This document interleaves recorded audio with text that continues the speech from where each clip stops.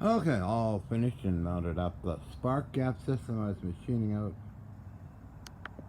onto this here.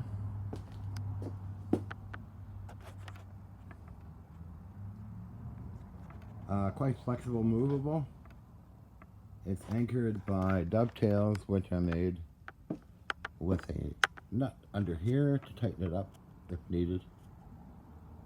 And these slide along too, so it's very strong, won't fall off. It's not, as I said, a dovetail brass piece. And I can move it this way.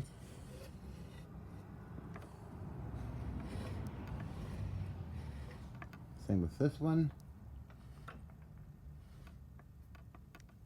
In it right now is graphite rods or carbon arc. I can mount other things in there for extra high voltage, like tungsten pieces or other metals, and it'll be driven by transformers,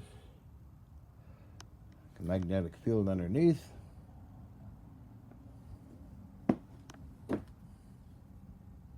A very big electromagnet. Capacitors. High voltage sources, I have a number of them.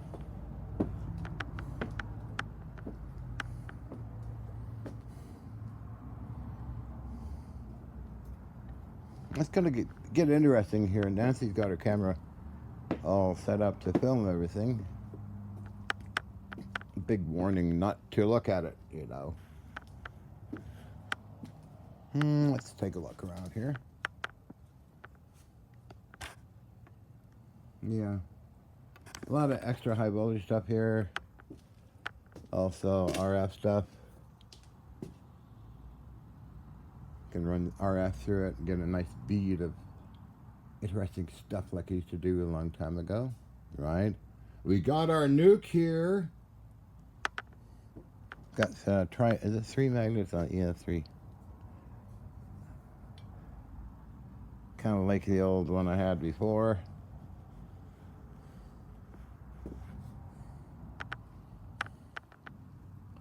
Oh, that's done. It was fun doing it. I love machining stuff, making stuff. Control panel, of course.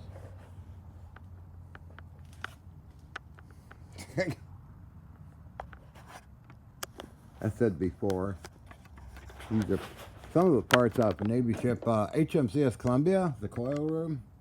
These guys 1 and 2, and this piece here off the antenna. Oh, another piece is in coil room down there. I got a lot of parts and pieces from HMCS Columbia. Look it up. Oh yeah. Take a look. Hey, gang. I think, is this it? No. I think I covered it up, didn't I? I think so. Losing my mind.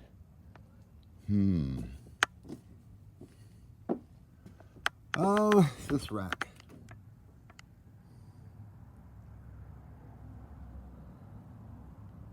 Got stuff in it. That's off of Columbia used in X-Files.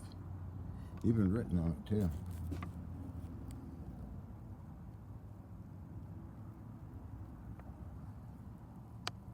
Don Moreau, one of the film producers. We used to hang out a little bit. Took us for dinner. And I found one of the producers. Keep forgetting her name, but she used to be one of the set designers for 21 Jump Street. Then later on to Stargate SG-1. And she remembers covering some of this stuff. Painting it a darker color and putting on masking tape on the knobs. Anyway, back to reality, wherever that is. It'll be a lot better than the one I had before. It's very flexible. Just move it that way. I might put a little motor system with gearing that can move it back and forth on its own, kind of, you know, very slowly. And we have a spark gap up here. 100,000 volt capacitor from ferro cells. Possibly self-reactive. I haven't got a shock yet, but you gotta be careful of these things. They somehow weirdly build up a charge on their own. So,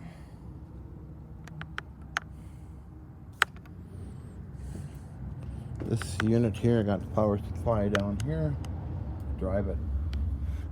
Other power supplies are over here. Transformer. About 60,000 volts AC. This is probably 100,000 volts DC. Well, this matter getting it done.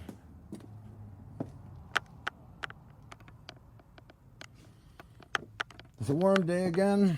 Oh yeah. Mr. EVO is not here. He'll be here later on today. Oh, wow, okay. I was thinking of moving this power supply here.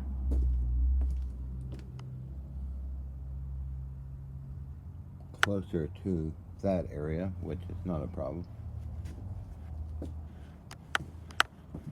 Oh, that cool air feels good. I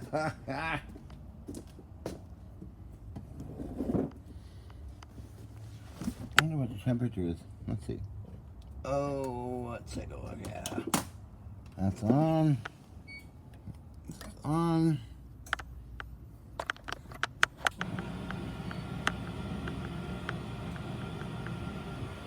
Pulling up. RF gain up. 132 when I'm doing way down there, huh? Let's go to 162. Aircraft stuff, okay. Whoops.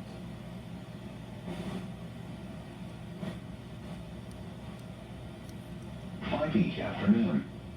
The areas affected include northwestern Mendocino Interior and southeastern Mendocino Interior. The conditions are expected until 11 p.m. today. Impacts, hot temperatures and high humidity may cause heat illnesses.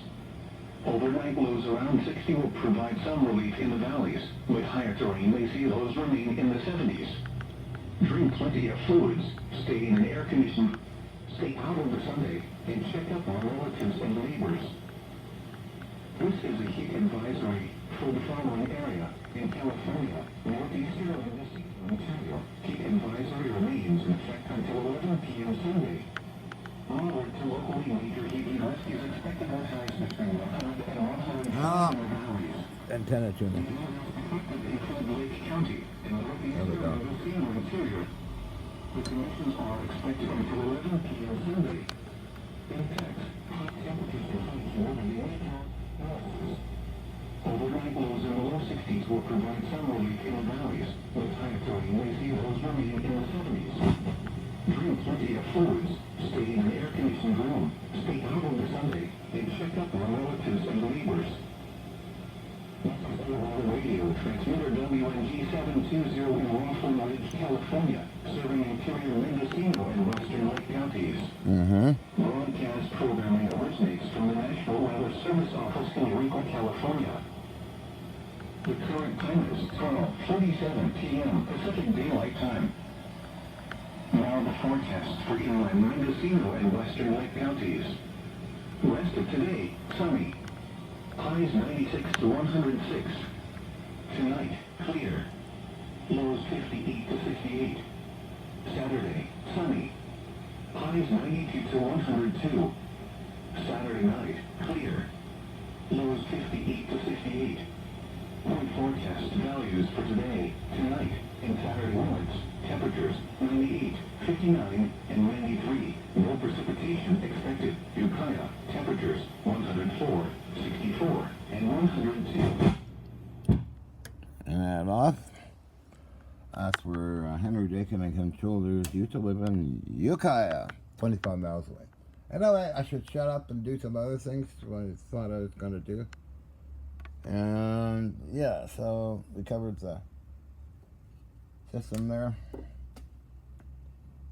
Spark gap. Unfortunately, I can't find any good Bakelite. Old Bakelite greasy stuff used to use for electrical stuff.